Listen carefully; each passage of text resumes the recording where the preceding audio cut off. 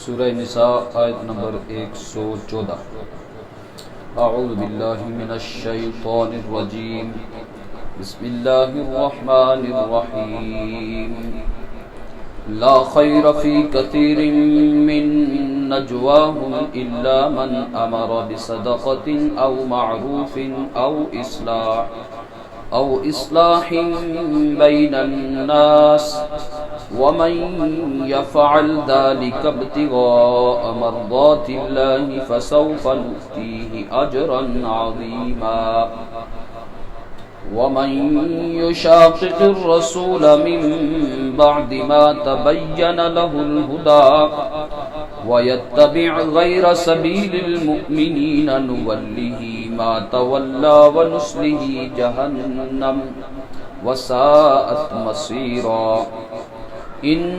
اللہ لا یغفر ان یشرک به ویغفر ما دون ذلک لمن یشاء ومن یشرک باللہ فقد ضل ضلالا بعیدا۔ لا خیر فی کثیر من نجواہم، کوئی بلائی نہیں ہے فی کثیر من نجواہم، ان کی خفیہ بہت ساری خفیہ سرگوشیوں میں، الا من امر بصدقۃ، سوائے اس کے کہ جو آدمی حکم دے صدقے کا، او معروف یا نیکی کا، او اصلاح بین الناس یا لوگوں کے درمیان صلح کروانے کا، وَمَن يَفْعَلْ ذَلِكَ ابْتِغَاءَ مَرْضَاتِ اللَّهِ، اور جو کوئی یہ والے کام کرے گا ابتغاء مرضات اللہ،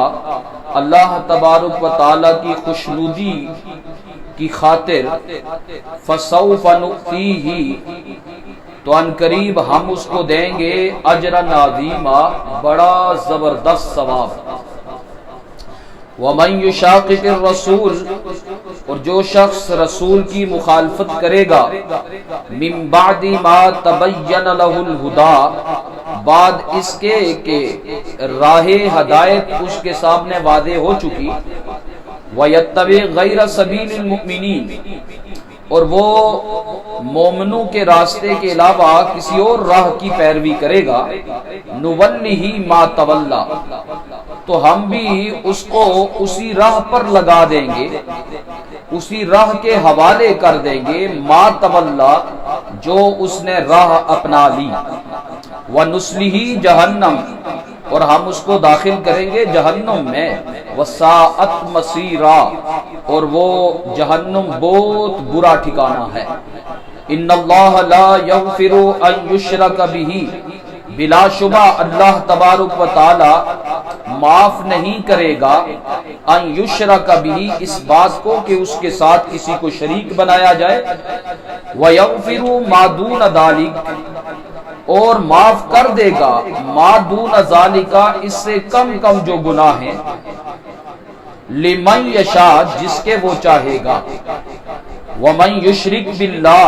اور جس آدمی نے اللہ کے ساتھ شریک ٹھہرایا، فقد ضل ضلالا بعیدا، سو وہ بھٹک کر راہ سے دور جا پڑا۔ یہ تین آیتیں بھی اسی واقعہ ہی کے تناظر میں ہیں جو واقعہ پیچھے بیان کیا جا چکا،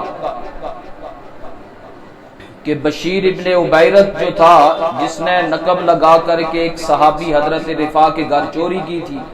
اور چوری کا الزام جو ہے وہ دوسروں پر لگا دیا، اور پھر جب تحقیق حال ہوئی تو پھر اس کا چور ہونا جب ثابت ہو گیا تو وہ وہاں سے نکل کر کے مکہ چلا گیا، مدینہ چھوڑ کر، اور مکہ میں جا کر کے اس نے پناہ لے لی، کفار کے ساتھ جا ملا، مرتد ہو گیا۔ تو اسی تناظر میں یہ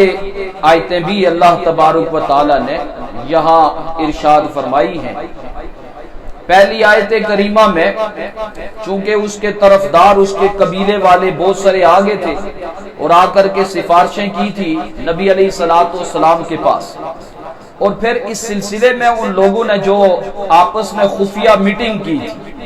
نجوا کہتے ہیں سرگوشی کو، کانا پھوسی کو، یہ جو عام طور پہ خفیہ انداز میں کر لی جاتی ہے، اور مشورے کو بھی کہہ دیتی ہے۔ تو انہوں نے آپس میں میٹنگ کی اور پھر یہ طے پایا کہ ہم میں سے معززین جا کر کے نبی علیہ السلام کے پاس جا کر کے اس بشیر بن عبیرت کی جا کے سفارش کریں گے۔ چنانچہ یہ وفد آپ علیہ السلام کے پاس چلا بھی گیا، تو اللہ تبارک و تعالی اس گروہ کے بارے میں فرما رہے ہیں کہ دیکھو تمہارے یہ جتنے بھی مشورے ہوئے ہیں نا، اس میں کسی قسم کی کوئی بھلائی تو تھی نہیں، نہ دنیا کی نہ آخرت کی کوئی خیر اس میں تھی، بلکہ یہ تو سراسر غلط مشورے تھے۔ اور مومن آدمی کو تو ایسا ہونا چاہیے کہ آپ علیہ السلام نے ارشاد فرمایا کہ مومن تو وہ آدمی ہوتا ہے کہ جو یعنی مسلمان آدمی کے جو حسن ہے وہ یہ ہے کہ حسن و اسلام المرء ترکہ ما لا یعنیہ، جو لا یعنی چیزوں سے اپنے آپ کو بچا لے، تو ایسی لا یعنی بحثوں میں نہیں پڑنا چاہیے تھا۔ تاہم اللہ تبارک و تعالی نے خفیہ طور پہ مشورہ کرنا اور خفیہ سرگوشیاں ایک دوسرے کے کان میں یوں باتیں کرنا، تین امور میں اس کو درست قرار دیا ہے کہ تین طرح کی سرگوشیاں کرنا، آپس میں خفیہ طور پر مشورے کر لینا، وہ تین امور کے تو مشورے درست ہیں۔ اس کے علاوہ جتنی بھی مشاورتیں ہوں گی، وہاں میٹنگ ہو جائے، اجلاس بیٹھے، وہ اس میں کسی قسم کی کوئی خیر نہیں۔ چنانچہ سب سے پہلی چیز جو ذکر کی الا من امر بصدقۃ، سب سے پہلی چیز یہ کہ آدمی مشورہ کرے خفیہ طور پر، صدقہ کا حکم دے اس میں، تو یہ ٹھیک ہے۔ مثلا آپ نے باہر دیکھا کہ آپ کا ایک پڑوسی ہے، وہ اس محتاج ہے، اس کے پاس پیسے نہیں، آپ 3-4 آدمیوں کی میٹنگ بلاتے ہیں اور اس میں بیٹھ کر کے ان کو صدقے کی ترغیب دیتے ہیں تاکہ اس آدمی کی فریاد پوری ہو اور اس کی احتیاجی دور ہو اور اس کو ایک ہماری طرف سے مدد مل جائے اور تعاون حاصل ہو جائے۔ یہ والا جو مشورہ کریں گے یہ خیر والا مشورہ ہے، صدقہ کرنے کا جو مشورہ ہے۔ اور چونکہ صدقہ جو ایک دوسرے کو حکم دیا جاتا ہے، اس میں بہت بڑی بیماری اللہ تبارک و تعالی ختم کر دیتا ہے۔ وہ سب سے بڑی جو بیماری ہے نا، وہ ہے بخل کی بیماری، فیاضی کی صفت اللہ تبارک و تعالی عطا فرماتے ہیں۔ آدمی سے وہ بخل والا مرض کیا ہو جاتا ہے، ختم ہو جاتا ہے۔ اور یہ صدقہ جو ہے، آپ علیہ السلام نے ارشاد فرمایا کل معروف صدقہ، ہر نیکی کا کام کیا ہے، صدقہ ہے۔ اور پھر ایک روایت میں ارشاد فرمایا او مسلمانوں، تم جب تمہارے اندر اللہ تبارک و تعالیٰ نے یہ جو اعضاء ہیں، جو جوڑ رکھے ہیں نا، یہ 360 جوڑ ہیں، جب تم رات کو سوتے ہو نا اور جو صبح اٹھ جاؤ اور پھر دیکھو سارے کے سارے جوڑ بالکل ٹھیک ٹھاک ہیں، تو ہر جوڑ کے بدلے میں تمہیں صدقہ کرنا چاہیے، ہر جوڑ کے بدلے میں صدقہ کرنا چاہیے۔ تو صحابہ نے عرض کی یا رسول اللہ 360 اگر ہیں تو ایک ایک پیسہ بھی دے، ایک روپیہ بھی دے دے تو 360 روپے، ہو سکتا ہے کسی کی دیہاڑی ہی 250 روپے ہو، تو 360 تو بہت زیادہ ہو جاتے ہیں، تو کیسے یہ ادائیگی ہو؟ تو آپ علیہ السلام نے ارشاد فرمایا صرف پیسوں سے صدقہ نہیں ہوتا، سبحان اللہ کہہ دینا بھی صدقہ ہے، الحمدللہ کہہ دینا، اللہ اکبر لا الہ الا اللہ کہہ دینا، یہ بھی کیا ہے، صدقہ ہے۔ یوں صدقے ادا کر دیا کرو۔ راستے میں تکلیف دہ چیز پڑی ہے، اس کو اٹھا کے سائڈ پہ کر دو، یہ بھی نیکی کا کام ہے، یہ بھی کیا ہے، صدقہ ہے۔ اور پھر فرمایا کہ اگر کچھ بھی نہ کر سکو تو چاشت کے وقت 2 رکعت نماز نفل پڑھ لو، تو یہ ان تمام اعضاء کی طرف سے صدقہ ہو جائے گا۔ تو صدقہ کے مقابلے میں آتا ہے سود، صدقہ کے مقابلے میں سود ہے، اور سود سے بیماریاں لگتی ہیں۔ کون سی بیماری؟ بخل کی، دوسروں کی ہمدردی ختم ہو جاتی ہے، آدمی میں لالچ، ہرس، اور وہ سارے کے سارے جو اچھے جذبات ہیں وہ ختم ہو کر کے رہ جاتے ہیں، چنانچہ آدمی درندہ بن جاتا ہے، سود خور۔ تو اس لیے فرمایا ایک وہ مشورہ جو آپس میں صدقہ دینے کے متعلق ہو، وہ مشورہ خیر والا مشورہ ہے، اس طرح کے مشورے کر لیا کرو۔ دوسرا جو مشورہ اللہ کے ہاں خیر والا مشورہ ہے، فرمایا او معروف، نیکی کو پھیلانے کے لیے، برائی کو مٹانے کے لیے جو لوگ آپس میں بیٹھ کر کے مشورہ کر لیتے ہیں،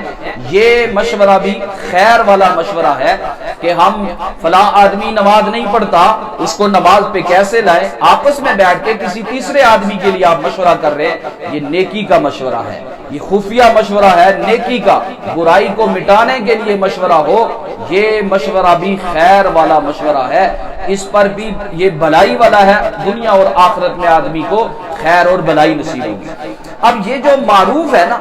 اس میں یہ دونوں طرح کا صدقہ شامل ہے، ایک عملی طور پر، ایک قولی طور پر، کسی کو اچھی بات کہہ دینا یہ بھی معروف ہے، اور کسی کی کوئی کام کر دینا، مثلا کسی آدمی کی کوئی حاجت ہے وہ پوری کر دیا آپ نے، کسی کا برتن خالی پڑا ہے اس میں آپ نے پانی ڈال دیا، یہ، اور آپ علیہ الصلوۃ والسلام نے تو یہاں تک ارشاد فرمایا کہ لا تحقرن من المعروف شیئا، کسی نیکی کو ہلکا کبھی مت سمجھ، کسی نیکی کے کام کو ہلکا سمجھ کر کے چھوڑنا نہیں۔ شیطان جو ہے نا ہمارا دشمن ہے، پہلے تو بندے کو کام پہ لگنے نہیں دیتا، پہلے تو کہتا ہے عمر بڑی پڑی ہے، ابھی تو بال کالے ہیں اور ٹھیک ٹھاک جوان ہے، ابھی تو کر لو، پھر جا کر کے نا ایک سٹیج پہ جا کر کے نیکی کے کام شروع کر دے گی۔ بندہ اگر اس چیز پہ اس کے لیے تیار نہ ہو اور تھوڑی سی مضبوطی دکھا کے کام پہ لگنے کے لیے ارادہ کر لے کہ نہیں میں نے کرنا ہی کرنا ہے، تو پھر دوسرا جو اس کا حملہ ہوتا ہے نا وہ اس سے بھی خطرناک ہوتا ہے، کہتا ہے تم کون سا نماز تو پڑھتے نہیں ہو، کسی کو پانی پلا دو گے تو کون سا بڑا تم پہاڑ اٹھا لو گے، یہ چھوٹی سی چیز ہے، اس کو کرنے سے تمہیں کیا فائدہ ہوگا، یعنی یہ چیز ذہن میں ڈالتا ہے، آدمی چھوڑ دیتا ہے۔ اب دیکھیں آپ مسجد میں داخل ہوتے ہیں، دایاں پاؤں اندر رکھیں گے ثواب ملے گا، پیارے آقا علیہ الصلوۃ والسلام نے جو دعا سکھلائی وہ پڑھ کر کے آپ اندر آئیں گے، آپ کا یہ اندر آنا بھی عبادت بن جائے گا، باہر نکلتے ہوئے بائیں پاؤں کے ساتھ باہر جائیں گے اور بایاں پاؤں آپ اپنی جوتی کے اوپر رکھ کے دایاں پاؤں پہلے ڈائیں گے۔ آپ علیہ الصلوۃ والسلام نے ارشاد فرمایا خالف الیہود والنصارى حتی التناعل والترجل، کنگھی کرتے ہوئے بھی اور جوتا پہنتے ہوئے بھی یہودیوں اور عیسائیوں کی کیا کرو، مخالفت کرو، اور وہ مخالفت یہی ہے کہ پہلے دایاں جوتا اس میں ڈالا جائے، اتارتے ہوئے پہلے بایاں اتارا جائے، باتھ روم میں داخل ہوتے وقت اس طرح جانا ہے، یہ سارے کے سارے ہے تو چھوٹی چھوٹی چیزیں۔ تو فرمایا اگر کسی مسلمان کے ساتھ جب ملو خندہ پیشانی کے ساتھ ملو، یہ بھی نیکی کا کام ہے، اس کو بھی ہلکا سمجھ کر کبھی چھوڑنا نہیں چاہیے جب بھی کسی سے ملو۔ تو یہ دوسرا ہے جو نیکی پھیلانے کا، برائی مٹانے کے لیے جو مشورہ ہو، یہ مشورہ بھی خیر والا مشورہ ہے۔ تیسرا او اصلاح بین الناس، لوگوں کے درمیان صلح کروانے کے لیے آپ آپس میں مشورہ کرتے ہیں۔ اب یہ لوگوں کے درمیان چاہے دو شخصیات آپس میں ناراض ہوں، دو شخصوں کو ملانے کے لیے ہو، یا دو جماعتوں کو، دو خاندانوں کو، دو ملکوں کو ملانے کے لیے بھی مشورہ ہو، یہ بھی مشورہ خیر والا مشورہ ہے، صلاح والا مشورہ ہے، کیونکہ فساد ایک ایسی چیز ہے کہ آپ علیہ الصلوۃ والسلام نے فرمایا انما ہی الحالقہ، یہ تو مونڈ دینے والی چیز ہے، فساد سے مونڈ، اور یہ نہ سمجھنا کہ اس سے بندے کے سر مونڈنا مراد ہے، بلکہ جس طرح اس طرح سر صاف کر دیتا ہے، ایسے ہی یہ فساد جو ہے یہ آدمی کے دین کا صفایا کرتا ہے۔ اس لیے لوگوں کے اصلاح کے خاطر جو مشورے کیے جائیں یہ مشورے بھی خیر والے ہیں۔ ان تین امور کے علاوہ صدقے کا مشورہ ہو، نیکی کا مشورہ ہو، لوگوں کو جوڑنے کے لیے مشورہ ہو، ان تین مشوروں کے علاوہ، تین خفیہ میٹنگوں کے علاوہ باقی جتنے بھی اجلاس بلائے جائیں گے اس میں کسی قسم کی کوئی خیر نہیں۔ اب چاہے آدمی اسمبلی میں بیٹھا ہوا ہے، لوگوں کی بہبود کے لیے وہ اجلاس بلا رہے ہیں، لوگوں کو کیسے ترقی ہو، ان کے درمیان صلاح ہو، یہ ان چیزوں امور پر یہی مشورہ خیر والا مشورہ ہو جائے گا۔ اور اگر اسمبلی کا اجلاس اس لیے بلایا گیا کہ بیٹھ کر کے مشورہ کریں گے کرکٹ کیسے پھیل جائے اور ٹینس کو کیسے اس کو عروج ملے گا فلاں نے، تو ظاہر سی بات ہے یہ لو لاب کے لیے مشورہ ہے، اس میں کسی قسم کی کوئی خیر نہیں۔ تو چونکہ انہوں نے مشورہ کیا تھا وہ والا کہ جس میں کوئی خیر کا پہلو نہیں تھا، ایک بے گناہ آدمی کے اوپر الزام دھرنا تھا اور اپنے گناہگار آدمی کو کیا کرنا تھا؟ بچانا مقصد تھا۔ اس لیے فرمایا ان کے مشوروں میں کوئی خیر کا پہلو نظر نہیں آیا۔ وَمَن يَفْعَلْ ذَلِكَ، جو آدمی یہ تین کام کرے گا لیکن یہ نہ ہو کہ لوگوں کو دکھلانے کے لیے کرے، ابتغاء مرضات اللہ، اللہ تبارک و تعالیٰ کی خوشنودی حاصل کرنے کے لیے، فرمایا فَسَوْفَ نُؤْتِيهِ أَجْرًا عَظِيمًا، ہم ان کو بڑا زبردست اجر عطا فرمائیں گے، بہت بڑا اجر ہے جو جنت کی صورت میں بھی ہے، دنیا میں بھی اس آدمی کی نیک نامی ہوتی ہے، ان ساری کی ساری چیزوں کی شکل میں۔ اب اس آدمی کو خصوصی طور پر مخاطب کیا گیا، وہ توما بن عبیرک یا بشیر بن عبیرک جو تھا جس نے چوری کی تھی، اس کو ہی مخاطب کیا گیا ہے اور بتلایا سب کو گیا ہے کہ دیکھو بڑے سے بڑا بھی گناہ ہو جائے نا تو ایسی صورت میں بندے کو نا امید نہیں ہونا چاہیے، بلکہ راستہ ایک ہی ہے، بارگاہ ایک ہی ہے جہاں پہ تم نے پہنچنا ہے، وہ اللہ کی بارگاہ ہے، وہاں آ کر کے توبہ تائب ہونا چاہیے، اور پھر جو مسلمانوں کا عام راستہ ہے اس راستے کو چھوڑ کر کے ادھر ادھر نہیں جانا چاہیے۔ فرمایا وَمَن يُشَاقِقِ الرَّسُولَ، جو رسول کی مخالفت کر بیٹھے،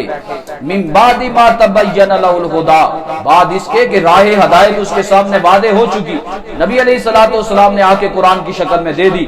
وَيَتَّبِعْ غَيْرَ سَبِيلِ الْمُؤْمِنِينَ، مومنوں کے راستے کے علاوہ دوسری راہ تلاش کرے۔ اس جملے سے فقہائے امت نے اجماع کے حجت ہونے پر دلیل قائم کی ہے کہ یہ دلیل ہے اجماع کے حجت ہونے پر۔ ہمارے جو دلائل ہیں جن سے ہم مسائل اخذ کرتے ہیں وہ 4 دلیلیں ہیں۔ سب سے پہلے قرآن مجید میں بات تلاش کی جاتی ہے، اگر قرآن مجید میں ہمیں نہ ملے، ہوگی صحیح لیکن ملے نہ، تو دوسری چیز ہے احادیث رسول سے اس بات کو تلاش کیا جاتا ہے۔ احادیث میں آپ علیہ الصلوۃ والسلام کے اقوال بھی آتے ہیں، آپ علیہ الصلوۃ والسلام کے افعال بھی آتے ہیں، اور آپ علیہ الصلوۃ والسلام کی تقریرات کہ آپ نے کسی کو کرتے ہوئے دیکھا، روکا نہیں، وہ چیزیں بھی اس میں داخل ہو جاتی ہیں، وہاں سے مسئلے کو لیا جاتا ہے۔ اگر یہاں بھی نہ ملے تو پھر امت کے اجماع کو دیکھا جاتا ہے، اور امت کے اجماع سے مراد وہ صحابہ کرام رضوان اللہ تعالی علیہ مجمعین کا کیا ہے؟ اجماع۔ بخاری شریف کی روایت ہے، آپ علیہ الصلوۃ والسلام نے ارشاد فرمایا لا تجتمع امتی علی الضلالہ، میری امت جو ہے گمراہی پر کبھی جمع نہیں ہو سکتی، یعنی کہ جس میں جید قسم کے اونچے درجے کے لوگ، مثلا کوئی طب کا مسئلہ ہے اور بڑے بڑے درجے کے اطباء اور ڈاکٹر حضرات نے مل کر کے جب مشورہ کر لیا تو اب وہ بات کو ایک مضبوطی مل جاتی ہے کہ یہ والی بات پکی ہے اور یہ قطعی بات ہو گئی۔ ایسے ہی علماء اور مجتہدین جب مل کر کے ایک رائے قائم کر لیں، صحابہ کرام رضوان اللہ تعالی علیہ مجمعین نے مل کر کے جب ایک رائے قائم کر لی، اس کو کہتے ہیں اجماع۔ یہ بھی ہمارے لیے حجت ہے۔ فرمایا جو آدمی مومنوں کے راستے کو چھوڑ کر کے دوسرا راستہ اپنی راہ نکالے گا، ساری دنیا ایک کام کر رہی ہے، وہ دوسری طرف نکل رہا ہے، اجماع کا جو راستہ ہے اس اجماع کے راستے کو چھوڑ کر کے دوسرا راہ اختیار کرے گا تو فرمایا نولہ ما تولی، تو ہم بھی اس کو اسی راہ کے حوالے کر دیں گے کہ جس راہ کو اس نے خود اختیار کر لیا۔ اور بالآخر علیکم بالجماع، تمہارے اوپر جماعت لازم ہے۔ من شد شد فی النار، جو آدمی جماعت سے تفریق کر کے دوسری راہ اختیار کرے گا آگ میں جائے گا۔ تو یہاں بھی فرمایا نصلہ جہنم، ہم اس کو پھر داخل کریں گے جہنم میں، وساءت مصیرا، اور وہ بہت برا ٹھکانہ ہے۔ اور آخر میں اس کو یہ متوجہ کیا گیا کہ دیکھو بڑے سے بڑا گناہ بھی ہو جائے تو اللہ تبارک و تعالی شرک کے علاوہ سارے گناہ معاف کر دے، یعنی اگر اللہ چاہے تو اللہ جس کے لیے چاہے تو شرک کے علاوہ جتنے بھی آدمی نے کبیرہ بھی گناہ کیے بغیر توبہ کے بھی معاف کرے تو معاف کر دے۔ لیکن شرک ایک ایسی بیماری ہے، مرض ہے کہ اللہ بغیر توبہ کے قبول نہیں کرتا۔ لہذا اس بشیر کو چاہیے تو یہ تھا کہ اس سے تو زیادہ زیادہ چوری ہوئی تھی، اب چوری تو ہو سکتا ہے کہ اللہ تبارک و تعالی اس کو معاف فرما دیتے اور اس کا گناہ دھل جاتا، آخرت کی ابدی جو سزا تھی اس سے تو یہ محفوظ ہو جاتا۔ لیکن اس آدمی نے کیا کیا کہ بجائے اس کے کہ توبہ طائب ہوتا، اگر چلو توبہ طائب نہ بھی ہوتا تو ایک کبیرہ گناہ کا مرتکب ٹھہرتا، اس نے جا کر کے شرک مشرکین کے ساتھ جا کر کے ناطہ جوڑ لیا، وہاں چلا گیا، تو ظاہر سی بات ہے اب شرک کہ اپنا لینے کی وجہ سے اب کسی قسم کی کوئی معافی نہیں. ان اللہ بے شک اللہ لا یغفر اس کو یہ بات برداشت ہی نہیں ہے ان یشرک بہ کہ اس کے ساتھ کسی اور کو شریک کیا جائے. جب سارا اس نے دیا تو پھر کسی اور کو کہنا کہ وہ بھی ہماری سنتا ہے, وہ ہمیں بیٹے وہ دے دیتا ہے, ہمارے بیڑے وہ تار دیتا ہے, میں نے جو کچھ مانگنا ہے فلانے سے مانگنا ہے. بھائی کیوں؟ پیدا جس نے کیا اس سے کیوں نہ مانگے؟ اس لیے اللہ کو یہ بات برداشت نہیں کہ اس کے ساتھ کسی اور کو شریک ٹھہرایا جائے. یعنی شریک کا مطلب یہ کہ اس کا درجہ دے دیا جائے, درجہ دے دیا جائے کہ جو اللہ کا درجہ ہے وہ کسی اور کو دے دینا, یہ شرک ہے. فرمایا ان اللہ لا یغفر بے شک اللہ معاف نہیں کرے گا ان یشرک بہ اس کے ساتھ کسی کو شریک کیا جائے, ویغفر ما دون ذلک لمن یشاء اس کے علاوہ اس سے جو کم درجے کے جتنے بڑے گناہ ہوں وہ چاہے تو معاف بھی کر دے گا. اور آخرت میں آدمی کا صفایا ہو جائے گا. اگر کوئی سزا دے بھی دی, سزا بھگتنے کے بعد اللہ تبارک و تعالی اس کو بخش دیں گے, یا بغیر سزا دیے ہی بخش دیں گے. لیکن شرک ایک ایسی بیماری ہے, قرآن میں کہا انما المشرکون نجس, مشرک پلید ہے. آپ کے کپڑے کے اوپر نجاست لگ جائے نا تو آپ اس کو دھوئیں تو بعد میں کپڑا کیا ہو گیا؟ صاف ہو گیا. لیکن ایک آدمی جو ہے وہ گوبر کو دھونا شروع کر دے کہ بعد میں نیچے سے کوئی شے نکل آئے گی تو کوئی بھی شے نہیں نکلے گی. تو شرک ایک ایسی مرض ہے کہ جس کو جتنا مرضی بھی دھو لو یہ پاک تو ہو ہی نہیں سکتا. اس لیے فرمایا کہ شرک کے علاوہ دیگر گناہوں کی تو معافی ہے, اگر بغیر توبہ کے بھی کوئی مر گیا تو آخرت میں اللہ اس کو معاف فرما دے گا. لیکن شرک ایک ایسا مرض ہے کہ اس کی کوئی معافی نہیں. فرمایا ومن یشرک باللہ جس نے اللہ کے ساتھ کسی کو شریک بنا لیا فقد ضل ضلالا بعیدا سو یہ آدمی دور جا کر کے پڑا گمراہی میں, راہ بھٹک کر کے بہت دور نکل گیا, واپسی کا اب کوئی امکان نہیں کیونکہ بہت دور چلا گیا. اس سے پہلے بھی یہ شرک والی آیت آئی تھی, وہاں مخاطب تھے اہل کتاب, آپ کو یاد ہوگا شروع میں وہاں کہا کہ فقد احتمل بہتانا و اسما مبینا, کہ وہاں یہ کہا کہ ان فقد افترا اسما عظیما کہ ان اہل کتاب نے اللہ پر بڑا جھوٹ باندھا ہے. لیکن یہاں مشرکین کی بات ہوئی نا, مشرکین عرب جو جاہل تھے, تو کہا فقط ضل ضلالا بعیدا. دونوں میں فرق یہ ہے کہ انہوں نے جانتے بوجھتے شرک کو اپنایا تو کہا اللہ پر جھوٹ باندھا, اور انہوں نے انجانے میں تو کہا یہ راہ کیا ہو گئے, راہ سے بے راہ ہو کر کے بھٹک گئے. اللہ تبارک و تعالی شرک جیسی بیماری سے ہماری حفاظت فرمائے. ہمارے ایک دوست ہیں, ان کی اہلیہ کا آپریشن ہے, کل بیمار ہے, اسپتال میں ہے, ان کے لیے بھی دعا فرما لیں. جتنے بھی مریض ہیں اللہ سب کو شفا کاملہ عاجلہ مستمرہ عطا فرمائے. الحمدللہ رب العالمین والعاقبۃ للمتقین والصلاۃ والسلام علی اشرف الانبیاء والمرسلین. اللهم اعنا على ذکرک وشکرک وحسن عبادتک. اللهم اکفنا بحلالک عن حرامک واغننا بفضلک عمن سواک. ربنا آتنا من لدنك رحمة وهيئ لنا من أمرنا رشدا. اللهم إنا نسألك علما نافعا وعملا متقبلا ودعاء مستجابا ورزقا طيبا واسعا وشفاء من كل داء. یا اللہ جتنے بھی ہم میں سے جو بیمار ہیں, گھروں میں ہیں, اسپتالوں میں ہیں, ہمارے وہ عزیز ہیں, ہمارے وہ دوست ہیں, ان کی اہلیہ بیمار ہیں, یا اللہ سب کو شفا کاملہ عاجلہ مستمرہ دائمہ نصیب فرما. جو لوگ بھی بیمار ہیں, روحانی طور پر ہیں, جسمانی طور پر بھی ہیں, یا اللہ سب کو شفا کاملہ عاجلہ مستمرہ دائمہ نصیب فرما. یا اللہ ہماری جملہ ضروریات کو پردہ غیب سے پورا فرما. یا اللہ ہماری دعاؤں کو محض اپنے فضل و کرم سے قبول فرما. وصلی اللہ تعالی علی رسول خیر خلقہ محمد وعلی آلہ واصحابہ اجمعین برحمتک.